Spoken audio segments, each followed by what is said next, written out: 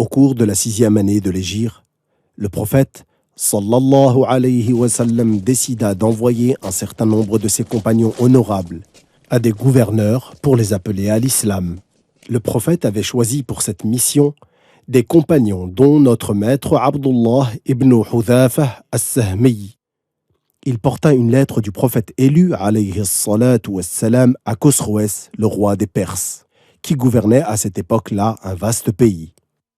Notre maître Abdullah ibn Hudhafa prépara sa chamelle, salua son épouse et son fils, puis partit vers sa destination après que le messager de Allah sallallahu alayhi wa sallam invoqua Dieu en sa faveur. Il avait dans son cœur une foi ferme. Abdullah ibn Hudhafa avait parcouru des déserts, traversé des vallées et escaladé des montagnes jusqu'à arriver en Perse. Il s'était alors dirigé vers le palais de Khosroès et avait demandé l'autorisation d'y entrer pour rencontrer le roi. Il informa les officiers du roi qu'il avait un message de la part du prophète Muhammad sallallahu alayhi wa sallam. Khosroès ordonna qu'on embellisse Al-Iwan, à savoir l'assise de son trône. Il fit appeler ses ministres et ses princes, qui vinrent pour assister à l'assemblée. Ensuite, il donna l'autorisation à Abdullah ibn Hudhafa d'entrer. Le compagnon du prophète avait enveloppé son corps d'un drap très fin et portait une cape de tissage épais. Il leva haut sa tête, fier de sa foi, de son islam et redressa son dos. Il scruta du regard l'assemblée, puis il dirigea la lettre vers Khosroès qui était assis sur son trône. Khosroès demanda à l'un de ses serviteurs de lui amener la lettre. Notre maître Abdullah lui dit « Non, le messager de Allah m'a ordonné de te la remettre en main propre, et moi je ne désobéis pas à un ordre du messager de Allah sallallahu alayhi wa sallam. » Lorsqu'on fit la traduction de ce qu'il venait de dire à Khosroès, il leur donna l'ordre de l'amener, de le laisser se rapprocher de lui.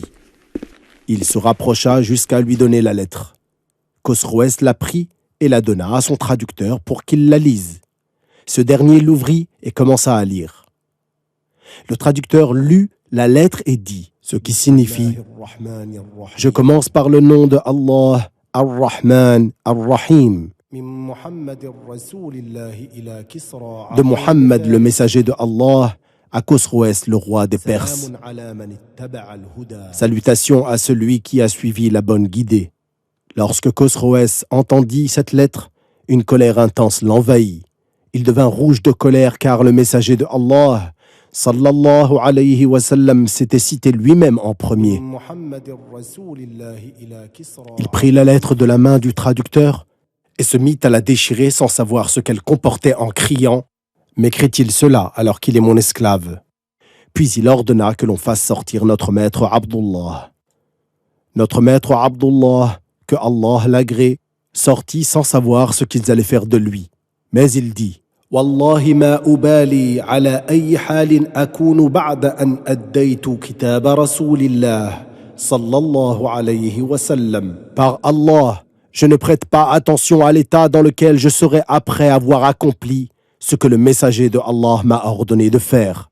Puis il monta sur sa monture et partit.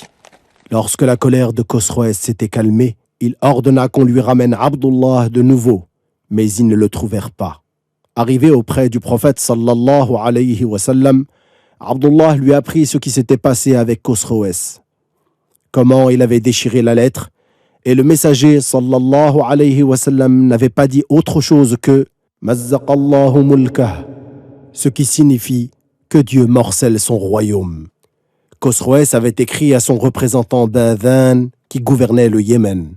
Il lui demanda d'envoyer 2 soldats à notre maître Muhammad et de le ramener vers lui. Badhan ordonna à 2 hommes d'aller auprès du prophète sallallahu alayhi wa sallam.